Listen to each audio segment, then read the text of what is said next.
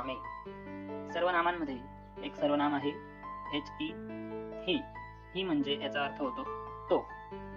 ही या शब्दाचा वाक्यात उपयोग करत असताना आपण वेगवेगळे सहाय्यकारी क्रियापदे म्हणजेच हेल्पिंग व्हर्ब्स वापरत असतो. त्यातीलच काही उदाहरणे आपण बघूया. एक वाक्य सांगतो मी तुम्हाला. ही डॅश डॅश बिझी.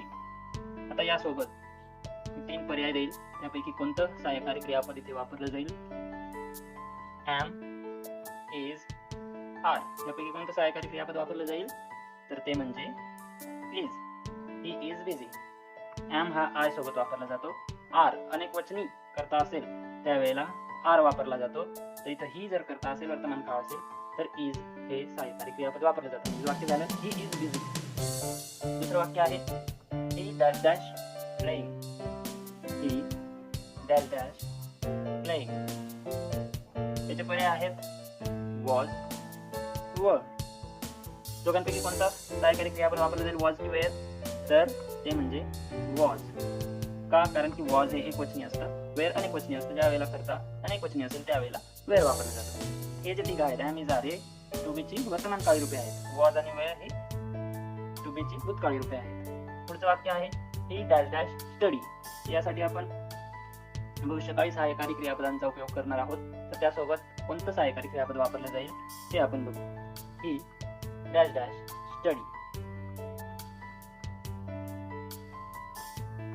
मग भविष्यकाळी सहाय्यकारी क्रियापदे आहेत shall आणि will.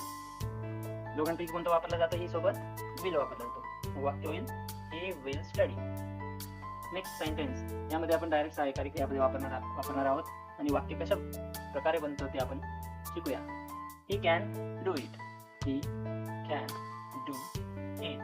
या ठिकाणी do हा मुख्य क्रियापद आहे आणि can सहाय्यकारी क्रियापद आहे. he can do it. पुढे वापरून आपण हेच वाक्य कसं करणार बरं? he could do it.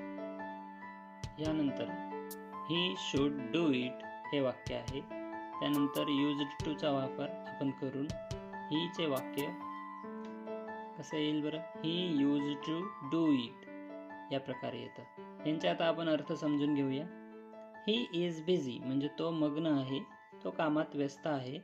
he was playing तो खेळत होता. he will study तो अभ्यास करेल.